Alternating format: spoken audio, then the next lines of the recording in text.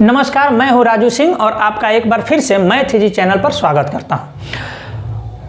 हम अपने क्लास को शुरू करें उससे पहले मैं आज के दिन एक जो बहुत दुखद खबर आई है उसके बारे में आप लोगों को बताना चाहता हूं। आज के दिन अर्थात 6 फरवरी के दिन 2022 के दिन हमारी जो स्वर सम्राज्ञी थी लता मंगेशकर जी, उनका निधन हो गया। हमारी ओर से लता दीदी को भावभीनी श्रद्धांजलि। वैसे गणित का और संगीत का बहुत गहरा रिलेशन है।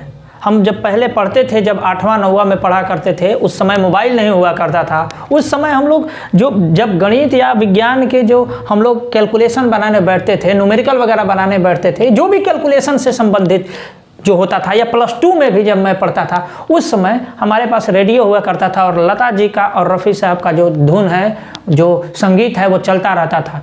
तो इसलिए संगीत का जब गणित के साथ मैचिंग हो जाता है तो एक रिदम बन जाता है। मन थोड़ा सा उदास है, लेकिन फिर भी मैं ईश्वर से यह प्रार्थना करूंगा कि लता जी को माँ सरस्वती अपने चरणों में स्थान दे और पूरे देशवासियों को इस क्षति को सहन करने की क्षमता दें। आते हैं प्रश्न पर। प्रश्न है कि कोई धनराशि 8% प्रतिवार्षिक चक्रवृद्धि ब्याज की दर से जमा की जाती है। यदि पहले वर्ष का ब्याज 72 रुपया हो तो दूसरे वर्ष का ब्याज क्या होगा। बहुत आसान सवाल है, लेकिन पूछा हुआ सवाल है, इसलिए मैंने इसी सवाल से आपको समझाने का प्रयास करूँगा। इसी से संबंधित यहाँ पे 1.5 वर्ष का दे देगा, 2.5 वर्ष का दे देगा, 3 वर्ष का दे देगा, तो हम लोग कैसे निकालेंगे। 3.5 वर्ष का देगा, जब फ्रैक्शन में देगा तो हम लोग कैसे निकालेंगे, इसकी चर्चा हम लोग करेंगे इससे आगे आने वाले प्रश्नों में। पहले इसको समझते हैं और एक रिलेशन निकालने का प्रयास करते हैं। हालांकि ये मैं पहले के अपने जो क्लासेस हैं उसमें मैं निकाल चुका हूँ। आप चैनल को सब्सक्राइब करिए और सब्सक्राइब करके प्ले लिस्ट में जाके मेरा चक्रवृद्धि ब्याज का और जो भी है चैप्टर, जो भी क्लास है, उस पर आप जाके उसको देख सकते हैं। आइए मैं एक चीज़ बताता हूँ कि प्रिंसिपल हमें पता नहीं है। पहले साल का कंपाउंड इंटरेस्ट पता है और दूसरे साल का कंपाउंड इंटरेस्ट हमसे पूछा जा रहा है। ठीक है, दो वर्ष बाद। देखिए, पहले साल का कंपाउंड इंटरेस्ट 72 रुपया है, तो दूसरे साल का कितना कंपाउंड इंटरेस्ट होगा। हमने जैसे बताया है कि ये 72 रुपया तो होगा ही, इसके अलावा इसका 8% जितना परसेंट दिया हुआ है, इसका भी ब्याज लगता है दूसरे साल में। तो इसका ब्याज लगेगा तो इसका भी 8% हम निकाल देते हैं। तो 8% निकालिएगा तो निकालिए, 8 दूनी 16 की 6 हासिल 1, 8 7 56 1 57 और परसेंट है तो 2 अंक बाद दशमलव हो जाएगा। 77.76 हमारा आंसर होगा। अब ध्यान से देखिए, ये तो आंसर हो गया। अब हम एक रिलेशनशिप निकालना चाहेंगे। देखिए, 72 रुपया है, किसी संख्या का 8% आया है, तो 8% आने का मतलब क्या हुआ। 8% का मतलब कि यह 900 रुपया होगा, तभी ना 72 रुपया इसका आया है। 900 का 8% 72 रुपया। देखिए, 900 का 8% 72 रुपया। ठीक है, अब इस 72 रुपया का 8% हो गया 5.6 रुपया, और 72 रुपया तो 72 रुपया होगा ही दूसरे साल के लिए, तो टोटल हो गया 77.76 रुपया। ठीक है, यहां से हमारा आंसर आ गया। अब हम निकालने का प्रयास करेंगे कि देखिए, ये 900 है तो ये हो जाएगा 972। ठीक है, दोनों का रिलेशन निकालने का है। तो 8% का मतलब क्या हो जाता है कि 8/100। 8% का मतलब हो गया 8/100, 4 से 2 बार में, 4 से 25 बार में, अर्थात 2 रुपया प्रॉफिट होता है। 2 रुपया कंपाउंड इंटरेस्ट आता है कब, जब 25 रुपया लगाते हैं तो। अर्थात यदि 25 रुपया मूलधन है तो 1 साल बाद उसका अमाउंट कितना हो जाएगा, 25 और 2 27 रुपया। ये रिलेशन आता है। प्रिंसिपल और अमाउंट का रिलेशन 1 साल के लिए ऐसे आता है। ठीक है, और इसका भी यदि रिलेशन निकालेंगे तो निकाल के देखते हैं। अच्छा, इधर देखते हैं, इधर 100 बना देते हैं। यदि ये 100 हो गया तो ये 108 हो गया, इसमें तो कोई संशय है नहीं। इसमें करते हैं, अगर 72 और 77.76 का इंटरेस्ट रेशियो निकालते हैं। कटाइए, देखिए 9 से 8 बार में करिए। ये 9 से कितना हो जाता है, 9 8 72, 5 5 7 57, 9 6 54, 3 5 6 36, 9 4 36, 8.8। तो ये देखिए 1.08 हो गया क्या। ठीक है, ये यहाँ 1 आया तो 1.08 आ गया, अर्थात इधर 100 आएगा तो इधर कितना आ जाएगा, 108 आएगा। हमेशा दो लगातार वर्षों का जो कंपाउंड इंटरेस्ट, यहाँ पे कंपाउंड इंटरेस्ट है 72 और यहाँ है 77, दो लगातार वर्षों के कंपाउंड इंटरेस्ट का जो रेशियो आएगा वह 1 साल के लिए सिंपल माने प्रिंसिपल और अमाउंट के रेशियो के हमारे बराबर आएगा, या मैंने पहले ही बताया है। ठीक है, अब इसी से संबंधित जो अगला सवाल हम लोग लेते हैं उसमें फ्रैक्शन पे हम लोग सोल्व करना सीखेंगे, और फ्रैक्शन वाला जो ईयर होगा उसको हम लोग 2 तरीका से बनाना सीखेंगे। आइए पहला इस पे अगला सवाल लेते हैं। इस प्रश्न में हम लोग देखेंगे कि 2 वर्ष और 4 महीना दिया हुआ है। यही बात समझने वाली चीज़ है, मैं इसी पे आधारित जहाँ पे टाइमिंग गड़बड़ दिया रहता है उस पे हम लोग सोल्व करने की कुछ प्रश्नों को हल करेंगे। ठीक है, आइए प्रश्न को देखते हैं। ₹7500 पर 7500 रुपया पर 2 वर्ष 4 महीनों के लिए 12% वार्षिक दर से चक्रवृद्धि ब्याज निकटतम रुपयों में, यानी इसका मतलब कि ये जो है ना ये पॉइंट में आ रहा होगा। ठीक है, उसको सबसे नज़दीकी संख्या यहाँ पर दिया हुआ है में ज्ञात करें। क्या पूछ रहा है? चक्रवृद्धि ब्याज। इस ब्याज की गणना वार्षिक आधार पर की जाती है, वार्षिक आधार पर किया जाता है, इसको छमाही या तिमाही संयोजित नहीं होता है। अब आता है कि भैया इसको सोल्व कैसे करें। देखिए, इसको 2 तरीका से हम लोग सोल्व करते हैं, और दोनों तरीका में जो आसान लगेगा वो आप इससे हल करिएगा। दोनों तरीका से कैसे हल करते हैं, देखिए पहला नंबर सवाल देखते हैं कि ये सवाल जो है वो 12% का मतलब हुआ कितना? 12% का मतलब हुआ कि 12/100, 12/100 का मतलब हुआ 3/25, अर्थात 28/25 हो जाएगा अमाउंट और प्रिंसिपल का रेशियो। कोई दिक्कत? 3 रुपया फायदा होता है 25 रुपया पर, अर्थात अमाउंट कितना हो जाएगा, पूरा मिश्रधन कितना हो जाएगा, ये 25 और 3 28 और नीचे हो गया 25, यानी 25 रुपया हम लगाएंगे तो हमें टोटल 1 साल बाद 28 रुपया प्राप्त होगा। ये इसका अनुपात है। ठीक है, अब देखते हैं। पहले साल के लिए यदि 25 रुपया लगाया तो हो जाएगा 28 रुपया, प्रिंसिपल है, ये अमाउंट है। दूसरे साल के लिए, ये फर्स्ट ईयर के लिए है, ये सेकेंड के लिए ईयर के लिए भी है कि यदि हमने 25 रुपया लगाया तो मिला 28 रुपया। लेकिन तीसरे साल में जब हम जाते हैं तो पूरा साल तो है नहीं, केवल 4 महीना है। 4 महीना का मतलब हुआ कि उसका समय जो है टोटल नहीं 1 साल में करके 1/3 हो गया। तो जब समय 1/3 हो गया अर्थात उसका 1/3 इसमें ब्याज में भी हमें करना पड़ेगा, परसेंटेज है, क्योंकि 12% तो पूरा 1 साल के लिए लगता है, तो 4 महीना के लिए कितना लगेगा? 4%, क्योंकि इसका 1/3 भाग लगेगा। 4 महीना मतलब 4 महीना के 3 भाग होता है 12 महीने में, टोटल 1 साल में, तो हमें यहाँ 3% लेंगे। तो 3% का मतलब कितना हो गया, सॉरी 4% लेंगे, इसका तीसरा भाग। 4% का मतलब कितना हो गया? 4/100, 4/100 का मतलब 1/25, 1/25 का मतलब कि यदि 25 रुपया मूलधन है तो उसका मिश्रधन हो जाएगा 26 रुपया।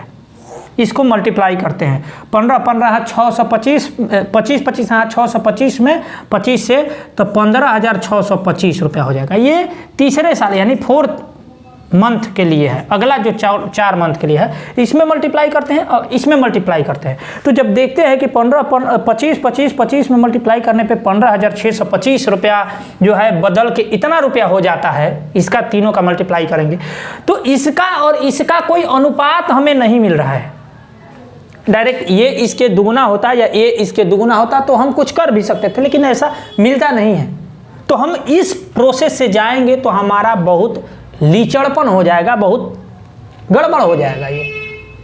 तो हम लोग एक दूसरा तरीका भी है, ये हम कैसे पहचानेंगे भाई कि इससे बनाएंगे कि उससे बनाएंगे, क्योंकि इतना करने के बाद हम देखेंगे तो मामला तब तक बहुत लेट हो चुका रहेगा।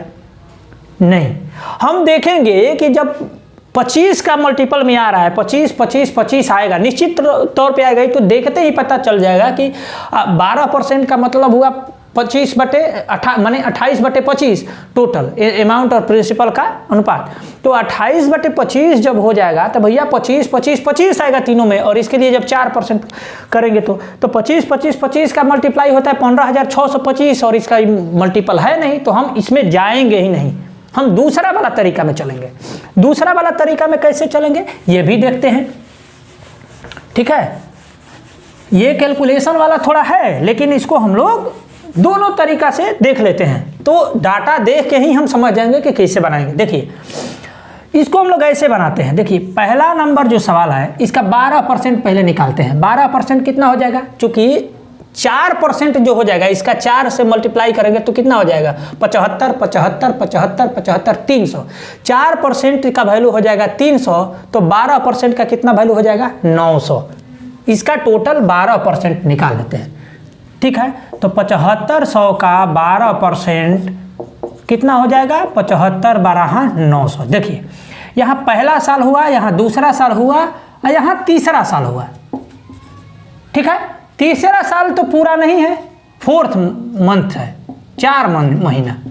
ठीक है, यहाँ समझने के लिए तो पहला साल जो है उसका कंपाउंड इंटरेस्ट कितना आ गया 900 रुपये आ गया, आया 12% के रेट से। दूसरा साल फिर 12% लग रहा है तो फिर ये 900 तो आएगा ही। ये जो 900 है इसका भी अब 12% लगेगा, यानी 108 रुपया। तो दूसरा साल में कितना हो जाएगा 1008 रुपया हो जाएगा। तीसरा साल में ये 1008 तो आएगा ही, 1008 तो आएगा ही। अब इसका भी 12% लगेगा। ठीक है, क्योंकि ब्याज का भी ब्याज जुड़ता जाता है। पहले साल में इतना ब्याज, दूसरे साल में इतना ब्याज, और तीसरे साल यदि पूरा साल लगे तो पहले निकाल लेते हैं। पूरा साल लगे तो इसका भी अब 12% लगेगा। तो इसका हम लोग 12% जब निकालेंगे तो करिए 12 96 की 6 हासिल 9, 12 में 0 से तो 0, 9 की 9 आ गया, 12 में 0 से तो 0, 12 है कहीं 12, 120.96 आ गया। अब ये कितना हो गया 8 2 1 1128 रुपया 96 पैसा हो गया। ये ध्यान देने वाली बात है। तो 12 96 की 6, इसको एक बार चेक कर लेते हैं। 12 96 की 6 हासिल 9, 12 0 0, 12 1 12। ठीक है, इसको जोड़ लिए। अब टोटल से ये होता तब जब पूरा साल रहता, तो पूरा तीनों साल रहना है। तो ये तो पूरा साल रहा नहीं है, ये रहा है अंत का 4 महीना। 2 साल के बाद तो और 4 महीना रहा है। 4 महीना का मतलब 1/3 साल, तो इसमें 1/3 से भाग कर देंगे। इसका कितना वैल्यू आ जाएगा 3 3 का 9, 2 5 22, 3 7 21, 1 8 18, 3 6 18, 3 3 का 9 2, इतना रुपया 32 पैसा आ गया। अब तीनों को जोड़ देंगे। देखिए इस 32 पैसा को नहीं लेंगे क्योंकि लगभग में बोल रहा है, निकटतम आधार पर, निकटतम। तो इस 32 पैसा को नेग्लेक्ट कर देते हैं। अब इसको जोड़ते हैं तीसरे साल के लिए, अर्थात अगला 4 महीना के लिए इतना रुपया मिला है, दूसरे साल के लिए इतना रुपया मिला है, और इसको इतने में मिला है। तो इसको जोड़ेंगे तो 1908 प्लस 376 जोड़ दीजिए। 8 6 14 की 4 हासिल 1, 7 1 8, 9 3 12, 2284 रुपया आंसर हो गया। ऐसे हम बना सकते हैं आराम से। उस तरीका से जाएंगे तो बना तो वैसे भी सकते हैं, लेकिन इतना डाटा उसका कैलकुलेटिव हो जाएगा, आप पजल हो जाइएगा। ये थोड़ा सा कैलकुलेटिव है और इससे बेस्ट मेथड हमको नहीं लगता कोई होगा। आप यकीन मानिए, आप बनाइए, ये बहुत आसानी से बनेगा। ठीक है, चूंकि डाटा इसमें थोड़ा गड़बड़ दिया हुआ है, क्वेश्चन में भी कह रहा है निकटतम आधार पर, तो गड़बड़ दिया ही हुआ है, तो थोड़ा गड़बड़ आएगा। इसे हम हल कर सकते हैं क्योंकि 12% का ही बात है, और मुझको लगता है कि सबको 12 का पहाड़ा तो आता ही होगा। ऐसा तो कोई होगा नहीं कि जिसको 12 का पहाड़ा नहीं आता हो।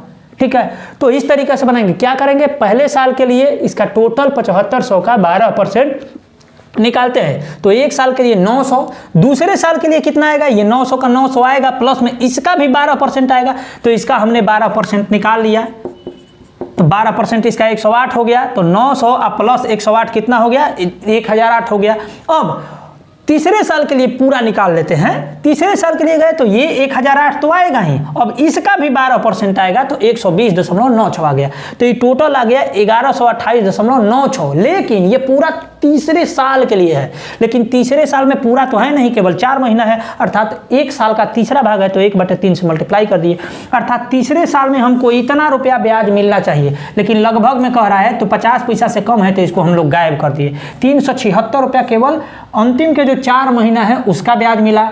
दूसरे साल के लिए ब्याज मिला 1008 रुपया, और पहले साल के लिए ब्याज मिला है 900 रुपया। अब सबको जोड़ देंगे, टोटल ब्याज आ जाएगा।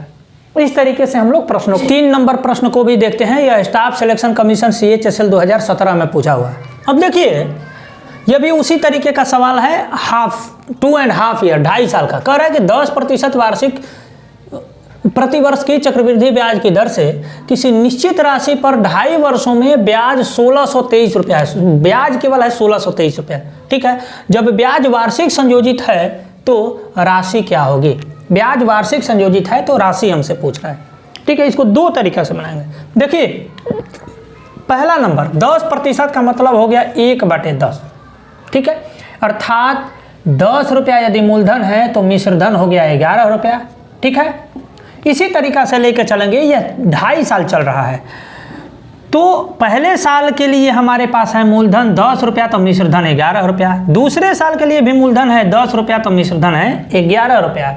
लेकिन तीसरे साल में क्या है, चूंकि आधा वर्ष ही है, तो जैसे ही आधा वर्ष हो जाएगा तो इसके ब्याज की जो दर है इसमें भी आधा हो जाएगा, 5 वर्ष हो जाएगा। तो इसके लिए 5% का मतलब हो जाएगा, 5% का मतलब हो गया 1/20, अर्थात इधर 20 रुपया लगाएंगे तो 21 रुपया मिलेगा आधा वर्ष में, हाफ एंड 2 ईयर्स में। कोई दिक्कत? अब इसको मल्टीप्लाई करेंगे तो ये कितना हो जाएगा, 100 ये हो जाएगा 2000, इधर हो जाएगा 11 है 121 में 21 से मल्टीप्लाई करेंगे, 21 की 1 हासिल 2, 21 दूनी 42 है, 2 44 की 4 हासिल 2 हासिल 4, 21 4 25। अगर हमने 2000 लगाया रहता तो 2/1/2 ईयर्स में हमारे पास 2541 रुपया मिलता, अर्थात कंपाउंड इंटरेस्ट कितना मिल जाता, 541 रुपया मिलता। मगर मिल कितना रहा है वास्तव में, 1623 रुपया, अर्थात इसका 3 गुना मिल रहा है, इसका 3 गुना मिल रहा है। तो हमें प्रिंसिपल का जो वैल्यू है वो भी 3 गुना अधिक लगाना पड़ेगा, 2-3 6,000 रुपया लगाना पड़ेगा। इस तरीके से हम लोग सवाल को बनाएंगे। हमने क्या किया, ध्यान से देखिए। पहले साल के लिए 10%, अर्थात मूलधन यदि 10 रुपया है तो मिश्र धन 11 रुपया हो जाएगा। दूसरे साल के लिए भी वही 10% चल रहा है, सेम वही चीज़। मगर तीसरे साल में तो आधा साल ही कह रहा है, पूरा तो कर नहीं रहा है। इसलिए मूलधन पर जो ब्याज की दर लगती थी वह हो जाएगा आधा। तो 10% लगता था तो हो गया 5% का मतलब 1/20 हो गया। 1/20 का मतलब यदि 20 रुपया हम लगाए हैं तो 6 महीना बाद हमको 21 रुपया मिलेगा। तो अब इसको देखते हैं कि लेफ्ट साइड में तीनों में मल्टीप्लाई करते हैं, कितना आ गया 2000, इसमें कितना आ गया मैंने 2541। तो 2000 रुपया लगाए तो 2541 रुपया हो गया, अर्थात इसका कंपाउंड इंटरेस्ट हमारा हो गया 541। लेकिन वास्तव में कंपाउंड इंटरेस्ट कह रहा है कि 1623 रुपया है, अर्थात इसका 3 गुना है। तो हमारा जो मूलधन है वो भी 3 गुना होना चाहिए था, अर्थात 6000 रुपया लगाएंगे। एक ये तरीका हुआ। अब आप कैसे पकड़िएगा कि भाई इस तरीका से हम बनाएंगे। देखिए 10% का मतलब कि 10 आएगा, और दूसरे 2.5वां साल के लिए 20 आएगा। तो ये तो लेफ्ट साइड में 2000 आ गया, ठीक है। अगर हम लोग राइट साइड में यदि अमाउंट के बारे में भी सोच रहे हैं तो 11 आएगा और इसके लिए 21 आएगा। तो हम देख रहे हैं कि मल्टीप्लाई करने में हमारे लिए उतना हार्ड नहीं है, आसान है 11 में 11 से और फिर से 21 में मल्टीप्लाई करने से। तो इसलिए हमने इसको चुना। दूसरा मेथड भी है, उस तरीका से भी आप बना सकते हैं, बहुत आसानी से बनेगा। चलिए अब उस तरीका से भी हम लोग देखते हैं कि यदि 100 रुपया पर हम लोग इसको निकालते हैं, ठीक है। यदि 100 रुपया हम लोग लगाते हैं, देखिए ध्यान से समझिए, यदि प्रिंसिपल 100 रुपया है तो पहले साल, दूसरे साल और पूरा तीसरे साल के लिए लेते हैं। तो 100 रुपया है तो इसमें लग गया 100 रुपया पर, हमें 100 रुपया पर नहीं 1000 पर लेते हैं, हमें आसानी होगी। यहाँ 100 रुपया मिला, दूसरे साल के लिए 100 रुपया तो मिला ही, और इसका भी 10% मिला, 110 रुपया हो गया। और तीसरे साल के लिए ये हो गया टोटल 110 रुपया। तीसरे साल के लिए ये 110 रुपया तो मिला ही, और इस पर भी हमें मिल गया इसका 10%, अर्थात 11 रुपया और मिल गया, ठीक है। तो कितना हो जाएगा 121 रुपया। अब सबको जोड़ेंगे तो कितना आ जाए, हाँ, लेकिन ये तो पूरा है नहीं, ये पूरा नहीं है, ये है आधा। तो इसमें 1/2 से गुना कर देंगे, अर्थात 121/2 हो जाएगा। अब सबको जोड़ देंगे, इधर से 100 रुपया मिला है, इधर से 110 रुपया मिला है, और इधर से 121/2 रुपया मिला है। तो ये कितना हो जाएगा 210 प्लस 121/2। थोड़ा सा जगह लेते हैं, ये हो गया 210 रुपया प्लस 121/2, इसको जोड़ेंगे तो 420 और 121 541/2 रुपया हो जाएगा हमें, यदि खर्चा है इतना रुपया तो। ठीक है, तो इसमें 2 से मल्टीप्लाई कर देते हैं पहले, अर्थात 2000 रुपया जब होता इधर, तो इसमें भी 2 से मल्टीप्लाई करेंगे तो 541 रुपया हमारा ब्याज मिलता है। तो ब्याज हमें मिल रहा है 1623 रुपया, अर्थात 3 से, तो इधर भी 3 से मल्टीप्लाई करेंगे, ओरिजिनल जो हमारा वैल्यू हो जाएगा। 6000 हम लगाएंगे तब आएगा। बात क्लियर है? कैसे? देखिए 1000 पे हम लोग कंसीडर करेंगे क्योंकि 3 साल के लिए है। 3 साल के लिए है तो पहले साल के लिए 10% के रूप से 100 रुपया मिलेगा, दूसरे साल के लिए 100 रुपया तो मिलेगा ही। अब ये जो 100 रुपया है इस पर भी 10% के रेट से ब्याज मिलेगा, तो कितना हो गया? 110 रुपया। अब तीसरे साल के लिए, पूरा तीसरे साल के लिए जब हम लगाते हैं तो ये 110 रुपया तो मिलेगा ही। अब 110 रुपया का भी 10% ब्याज मिलेगा, अर्थात 11 रुपया मिलेगा, तो 121 रुपया। लेकिन ये पूरा तीसरे साल के लिए है, जबकि तीसरा साल तो पूरा हुआ नहीं है भैया। आप तो कहिएगा कि हाँ तीसरा साल तो पूरा हुआ नहीं, या तो पूरा क्वेश्चन में ही दिख रहा है। तो हम लोग क्या करेंगे कि इसका आधा कर देंगे, क्योंकि आधा साल है तो आधा कर दिए, तो 121/2 हो गया। अब टोटल ब्याज कितना आया? 100 रुपया, 121 रुपया, 110 रुपया, 210 रुपया हो गया, और 121/2 रुपया, टोटल 541/2 रुपया हो गया 1000 पर। तो 2 से हटा मल्टीप्लाई कर देते हैं इधर और इधर भी, तो 2 से मल्टीप्लाई कर दिए तो इसका मतलब 2000 पर 541 रुपया हो गया। तो 1623 रुपया कितने में होगा? अर्थात इससे तिगुना करना है, इससे तिगुना करेंगे तब 1623 रुपया हो जाएगा, तो इधर भी तिगुना करेंगे 6000 रुपया। ठीक है, अगला एक प्रश्न लेते हैं, इसी से संबंधित है। आइए प्रश्न संख्या 4 पर आते हैं। यह सवाल भी बहुत महत्वपूर्ण है। कह रहा है कि 14.2/7%, 14 × 98 2 100/7, 100/7% है, इसका मतलब हो गया 1/7। ठीक है, ये ध्यान में रखते हैं, पढ़ते समय ही हम इतना क्लियर कर लिए। ब्याज की दर से किसी निश्चित धनराशि का दूसरे वर्ष का चक्रवृद्धि ब्याज 720 रुपया है। केवल दूसरे वर्ष का चक्रवृद्धि ब्याज दिया हुआ है, पूरा दोनों वर्ष का नहीं है, दूसरे वर्ष, केवल जो दूसरे वर्ष का चक्रवृद्धि ब्याज है वह है 720 रुपया। तो उसी राशि का समान ब्याज की दर से 1.5 वर्ष का चक्रवृद्धि ब्याज ज्ञात करिए। कह रहा है कि दूसरे वर्ष का वैल्यू दिया हुआ है, तब 1.5 वर्ष का हमें निकालना है। देखिए मैंने 14 × 98 100/7% का मतलब हो गया 1/7, अर्थात यदि 7 रुपया लगाता है तो 1 रुपया फायदा हो जाता है। यानी पहले साल के अंत में यदि 7 रुपया उसका प्रॉफिट है, पहले साल के अंत में यदि 7 रुपया कंपाउंड इंटरेस्ट है, चक्रवृद्धि ब्याज है, तो अगला दूसरे साल के अंत में कितना रुपया हो जाएगा? इसका फिर से 1/7 बढ़ जाएगा, क्योंकि इसका भी ब्याज जुड़ जाएगा इसमें, तो 7 का 1/7 जुड़ जाएगा, कितना हो जाएगा? 8 रुपया हो जाएगा। ठीक है, फिर अगले साल जब आएगा तीसरे साल के लिए, तो फिर इसका इतना तो आएगा ही, प्लस में इसका 1/7 भी जुड़ जाएगा। इसी तरीके से अनुपात इसका चलता है। तो ये हो गया पहले साल, ये हो गया दूसरे साल। ठीक है, सेकंड। अब इसी का वैल्यू, दूसरे साल का वैल्यू दिया हुआ है 720। हाँ, यहीं से पकड़ना है। तो 1.5 साल बाद पूछ रहा है, अर्थात 1 साल ये, आधा साल ये, तो 1 साल में पूरा 8 रुपया है, तो आधा साल में कितना हो जाएगा? 1/2 ईयर्स में कितना हो जाएगा? ये 8/2 हो जाएगा, 4 हो जाएगा क्या? तो टोटल कितना हो जाएगा? टोटल ये 7, 1 साल के लिए 7 और आधा साल के लिए 4, टोटल 11 हो जाएगा। अब कह रहा है कि 8 का, यानी दूसरे साल का जो वैल्यू आया है टोटल, दूसरे साल का, उसका वैल्यू 720 रुपया है। तो 1.5 साल का, अर्थात ये 7 और 4 का वैल्यू कितना होगा? यानी 8 का वैल्यू है 720, 8 9 72, 90 गुना, तो 11 का वैल्यू, अर्थात पहले साल और ये आधा साल, यानी 1.5 साल का हमसे पूछा जा रहा है, तो पहले साल और आधा साल का वैल्यू कितना हो जाएगा? इसमें हमें गुना करना पड़ेगा 90 से, तब नहीं इतना आया है, तो इधर भी गुना करेंगे 90 से, तो 11 99 990 रुपया हमारा आएगा। एक बार फिर से समझते हैं।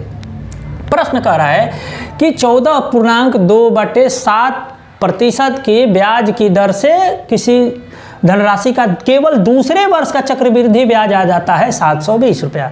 ठीक है, तो उसी राशि का समान ब्याज की दर से 1.5 वर्ष में कितना रुपया आएगा चक्रवृद्धि ब्याज, यही हमसे पूछा जा रहा है। अब देखिए 98 तो 100/7% का मतलब हुआ 1/7, अर्थात 7 रुपया यदि लगाया होगा तो 1 रुपया उसको फायदा हुआ। ठीक है, ठीक है। तो 1 साल के बाद पहले साल में यदि उसका ब्याज 7 रुपये आया होगा तो दूसरे साल के अंत में 8 रुपये आया होगा, क्योंकि इसका 1/7 बढ़ता है, हम हमेशा 1/7 बढ़ेगा। ठीक है। तो 1 साल के प्रिंसिपल और अमाउंट का अनुपात कितना हो जाएगा? 7:8 हो जाएगा ना। तो वही दूसरे और तीसरे साल के कंपाउंड इंटरेस्ट का भी अनुपात आएगा। हमेशा दूसरे और तीसरे साल का भी कंपाउंड इंटरेस्ट का अनुपात यही आएगा, तीसरे और चौथे साल का भी कंपाउंड इंटरेस्ट का भी अनुपात यही आएगा। यहाँ से भी देख सकते हैं कि पहले साल के अनुपात में प्रिंसिपल और अमाउंट का अनुपात जो आएगा वही पहले साल के और दूसरे साल के कंपाउंड इंटरेस्ट का CI का अनुपात भी वही आएगा। यदि पहले बार में 7 रुपया वो कमाया है तो अगले बार में इसका 1/7 और जुड़ जाएगा। 1/7 का मतलब 1 और इसमें जुड़ गया तो 8 हो गया। अच्छा, अब कह रहा है कि यही दूसरे साल में जो कमाया है 8, उसी का वैल्यू है 720, अर्थात 1 का वैल्यू कितना आ रहा है? 9 आ रहा है। ठीक है। लेकिन हमसे पूछा जा रहा है 1.5 साल का। अब देखिए दूसरे साल का इतना आया है, ये पूरा इसका और यहाँ के बीच का वैल्यू आया है 8, तो पूछा जा रहा है कि 1.5 साल यानी अब आधा साल का हमें निकालना है। तो पूरा 1 साल का 8 आया तो आधा साल का कितना आएगा? 4। तो यहाँ पूरा 7 था, यहाँ 4 था, यानी 1 साल है, ये आधा साल, 1.5 साल का जोड़ के टोटल 11 है। अब कह रहा है कि 8 का वैल्यू 720 है तो 11 का वैल्यू कितना होगा? 990। यही आंसर हो जाएगा। ठीक है। इस सवाल को भी देखते हैं। यह भी बहुत महत्वपूर्ण सवाल है और बहुत ही प्यारा सा सवाल है, बहुत ही बढ़िया सवाल है। आप लोग इस सवाल को सोल्व करिए। उससे पहले मैं आपसे रिक्वेस्ट करूंगा कि आप चैनल को सब्सक्राइब करिए, क्योंकि सब्सक्राइब तो करते नहीं हैं। देखते तो ज़्यादा लोग हैं, 3000-4000 लोग हैं, सब्सक्राइब बहुत कम लोग करते हैं। ठीक है। लाइक भी बहुत कम लोग ठोकते हैं। लाइक ठोकिए और सब्सक्राइब करिए। आइए प्रश्न पर आते हैं। एक निश्चित धनराशि के लिए ब्याज की एक निश्चित दर पर दूसरे वर्ष और तीसरे वर्ष में प्राप्त होने वाला चक्रवृद्धि ब्याज 3300 रुपया और 3630 रुपया है। तो 2.1/3 वर्षों में, ध्यान दीजिएगा यह टाइम कितना है, वही धनराशि उसी दर पर कितनी हो जाएगी यदि ब्याज वार्षिक रूप से संयोजित किया जाता है। तो वही धनराशि कितनी हो जाएगी, धनराशि कितनी हो जाएगी पूछने का मतलब है, तो हमसे मिश्रधन पूछा जा रहा है। अब जब मिश्रधन की बात हो रही है तो भैया ये तो 2 लगातार वर्षों का हमको ब्याज दिया हुआ है। तो हमने पहले ही बताया है कि जब 2 लगातार वर्षों का जब ब्याज दिया हुआ है तो हर वर्ष का ब्याज का वही अनुपात होगा। आप देखिए यहाँ कुछ मूलधन होगा, यहाँ हुआ फर्स्ट ईयर, यहाँ हुआ सेकेंड ईयर, यहाँ हुआ थर्ड ईयर। ठीक है। कह रहा है कि दूसरे वर्ष का जो अनुपात है, ये सेकेंड है, ये फर्स्ट है। दूसरे वर्ष का जो है 3300 है, तीसरे वर्ष का है 3630 रुपया है। इसका और इसका अनुपात आप निकालिए कितना होगा। देखिए आप ध्यान से देखिए तो 0 खत्म हो जाएगा। 110 से कटाइएगा, 11 से कटाइएगा तो ये कितना हो जाएगा? 33 से कटाइए, 33 से जाएगा 110 बार में, और 33 से जाएगा, 33 से कहीं 33, 33 से कहीं 33, 11 बार में, 33 से ही 10 बार में जाएगा और 33 से ही 11 बार में जाएगा। अर्थात इसका अनुपात आ गया 10:11। तो इसका भी और इसका भी अनुपात 10:11 आएगा, इसका भी इसका अनुपात 10:11 आएगा, आपस में बिल्कुल आएगा। इसका भी अनुपात 10:11 आएगा, बिल्कुल आएगा। हर जो भी बढ़ेगा वो 10:11। यदि यहाँ 10 रुपया है तो अगले 11 रुपया बढ़ेगा, फिर यहाँ 10 रुपया है तो 11 रुपया बढ़ेगा, फिर यहाँ 10 रुपया है तो 11, इसी अनुपात से बढ़ता है। तो ध्यान से देखिए कि 10:11 का रेशियो है, और जब ये 11 रुपया है तो 10 रुपया यहाँ पे कितना हो जाएगा? 300 रुपया हो जाएगा क्या? ठीक है। 11 रुपया है जो है, इसके अनुसार अब हम ले रहे हैं। ये यदि 11 रुपया है तो 330 रुपया है, अर्थात कितना से 30 से मल्टीप्लाई हुआ है, तो ये 10 रुपया है तो 30 से मल्टीप्लाई किया 300 रुपया। अब ये देखिए प्रिंसिपल कितना हो जाएगा, यहाँ से यहाँ जब बढ़ रहा है तो हमें ये पता चल गया कि 1 साल में ये 10% के रेट से बढ़ रहा है। देखिए 10 से 11 हो गया, तो ये भी 10% के रेट से बढ़ा है, ये भी 10 से 11 हो गया, तो ये भी 10% के रेट से बढ़ा है निश्चित तौर पे। ये प्रिंसिपल से ये 10% बढ़ा है, तो ये किसी भी वैल्यू का 10% आया है 300 रुपया, तो वैल्यू कितना हुआ रहा होगा? 30,000 रुपया। इतना तो तय हो गया कि मूलधन हमारा 30,000 रुपया है। पहले साल का ब्याज आया 300 रुपया, दूसरे साल का ब्याज आया, माफ़ करिए, ये 0 माने हम अनुपात लगाने के लिए यहाँ पे 3000 रुपया हो गया, यहाँ पे वैल्यू आ गया 3300 और यहाँ पे 3660 वैल्यू ये है। हम कटाने के लिए, अनुपात मिलाने के लिए इसको काटे थे, तो यहाँ पे 3300 रुपया, 3000 रुपया हो गया, ये 3300 रुपया हो गया। अब पूछा जा रहा है कि 2 वर्ष के बाद कह रहा है कि 1/3। अब ये पूरा तीसरा साल का जो ब्याज है वो पूरा 1 साल का ब्याज है 3630 रुपया। तो हमसे पूछा जा रहा है कि ये तो पूरा है नहीं, यह तो हमारा 1/3 भाग है, तो इसमें 1/3 हम निकाल लेंगे। 121 1210 रुपया ये हो गया। अब टोटल को जोड़ देंगे, पहले साल में इसको जोड़ेंगे, फिर इसको जोड़ेंगे, और फिर जो है 1/3 वर्ष है इसको जोड़ेंगे। टोटल को जोड़िए, कितना रुपया आ रहा है निकालिए। 30,000 30,000 30,000 30,000 3,000 33,000 3,000 36,300 और 37,510 37,510 ऐसे बनाएंगे। एक बार फिर से देखते हैं कि दूसरे और तीसरे साल का वैल्यू दिया हुआ है कि कंपाउंड इंटरेस्ट जो है 3,000 रुपया है और 3300 रुपया है और 3630 रुपया है। तो हमसे पूछा जा रहा है कि भैया जो 2.1/3 वर्षों बाद उसका धनराशि कितना रुपया हो जाएगा, वही धनराशि कितना रुपया हो जाएगा, अर्थात तो उम्मीद से धन पूछ रहा है। ठीक है, तो इसका और इसका अनुपात हम सीधे कैलकुलेट करके निकालेंगे तो 10:1 आ रहा है। 1 साल में कोई 10 रुपया लगाया तो उससे 11 रुपया हो गया। 10:11 आ रहा है। 10 से 11 रुपया होने का मतलब 10%। ठीक है, तो इसका और इसका भी अनुपात वही 10:11 होगा। अब निकालते हैं कि जब यदि यह 11 है तो इसका वैल्यू 10 है, तो यदि यह 3300 है तो इसका वैल्यू कितना हो जाएगा, 3,000 रुपया। अच्छा, तो मूलधन कितना रहा होगा जिसका 10% 3,000 रुपया है? निश्चित तौर पे 30,000 रुपया हुआ होगा, जिसका 3,000 मूलधन आता है 10% के अनुपात से। तो इतना तो काम हो गया 2 साल का, लेकिन तीसरे साल पूरा नहीं है। वो कह रहा है कि तीसरा साल जो है वो 1/3 ही है। 1/3 होने का मतलब कि इस पूरा 3630 का 1/3 यानी 1210 रुपया। तो वैल्यू अब कितना हो गया, पहले साल, ये दूसरे साल और उसके बाद 1/3 साल, ये सबको जोड़ेंगे और मूलधन भी जोड़ देंगे। टोटल 30,000 3,000 33,000 3,300 36,300 और 1200 यानी 37,570 रुपया, 510 रुपया, यही आंसर हो जाएगा। तो आज का क्लास हम यहीं पे समाप्त करते हैं। आप सभी सरस्वती माता के विसर्जन में जाइए, उनको विदा करिए और फिर से अपने लक्ष्य की ओर एकाग्रचित्त होकर के लग जाइए, ताकि वो लक्ष्य अब बहुत ज़्यादा दूर नहीं है, आने वाला है नज़दीक। तो उसके लिए आपको मेहनत भी उसी अनुपात में करना पड़ेगा। आप मेहनत करिए और मेहनत ज़रूर रंग लाएगा। फिर अगले वीडियो में मिलते हैं, तब तक के लिए आपका बहुत बहुत धन्यवाद। चैनल को सब्सक्राइब करते चलिएगा। नमस्कार।